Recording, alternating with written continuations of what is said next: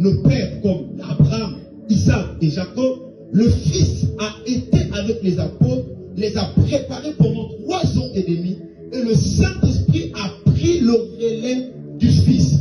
Les 3 sont une seule personne, mais ont 3 missions différentes. Dis à ton voisin, le Saint-Esprit est Dieu. Saint-Esprit est Dieu. Deuxièmement, au-delà d'être Dieu, le Saint-Esprit est une personne. Et j'aime mieux le définir ainsi. Le Saint-Esprit est une personne parce qu'il possède en lui tout ce qui permet à ce que toi tu sois une personne. Le Saint-Esprit en a en lui. Le Saint-Esprit est une personne. Pourquoi? Parce qu'il parle. Dans Actes des Apôtres, au chapitre 13, le verset 2, la Bible dit, le Saint-Esprit dit, mettez-moi Paul et Barnabas à côté, à part. Le Saint-Esprit voulait les confier une mission bien spécifiée. Qu'est-ce qu'il a fait? Il a parlé.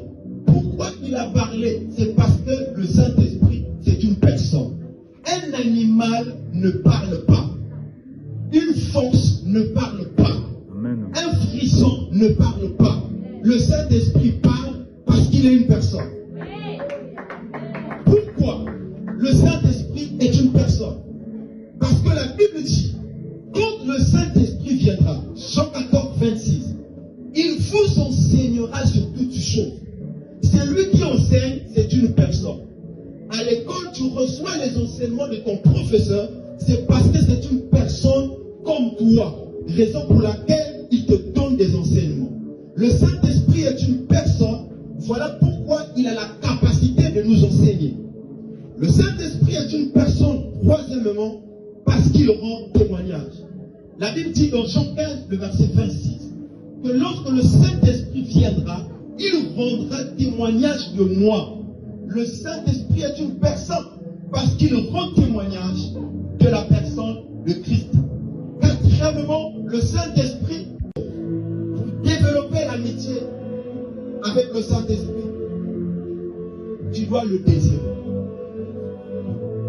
Beaucoup de personnes ne développent pas leur amitié avec le Saint-Esprit, l'intimité avec le Saint-Esprit. C'est parce que vous n'avez pas de soif. Tu dois le désirer. Il y a un homme dans la Bible que j'aime beaucoup, il s'appelle David. David était dans le désert. Il dit à Dieu, dans un désert desséché, mon âme a soif de toi.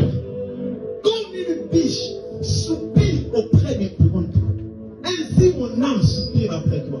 Tu es dans le désert, tu allais avoir soif de l'eau. Mais tellement que David était un assoiffé de Dieu qu'il a oublié sa soif pour la soif du Saint-Esprit. Tu veux développer ton amitié avec le Saint-Esprit, tu dois le désirer. On le désire, on le cherche. On ne cherche pas que le Saint-Esprit pour le don, mais on cherche le Saint-Esprit pour ce qu'il est. Parce que lorsque tu as le Saint-Esprit en toi, tu as les dons en toi. Amen. Il faudra que tu manifestes cette soif. Et ce soir, si tu peux manifester la soif, tu peux désirer le Saint-Esprit, il peut venir dans ta vie. Amen. Comment on le cherche? C'est dans les jeux, dans les prières.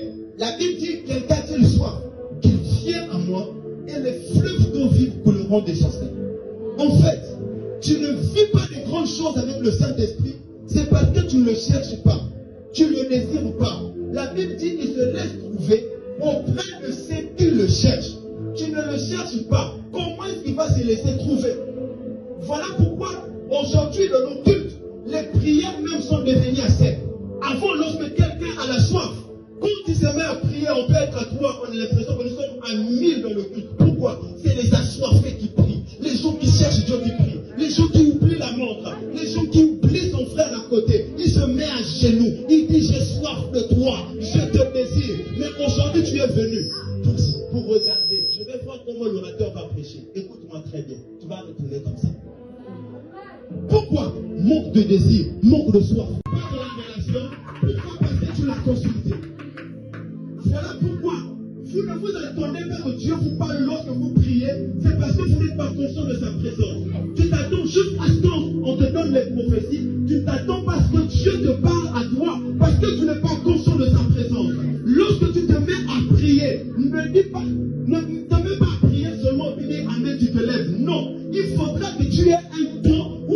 écouter le Saint-Esprit parce que la prière, c'est parler au Saint-Esprit et le Saint-Esprit aussi doit te parler. Amen. Aujourd'hui, ça devient difficile pour les chrétiens. Vous allez entendre des questions comme comment entendre la voix de Dieu? Comment il vit en toi et tu n'entends pas sa voix? Frère, si tu as fait 2 ans dans le Seigneur et le Saint-Esprit, toi, ne te parle pas, frère, va te rebaptiser. J'ai dit, va te rebaptiser.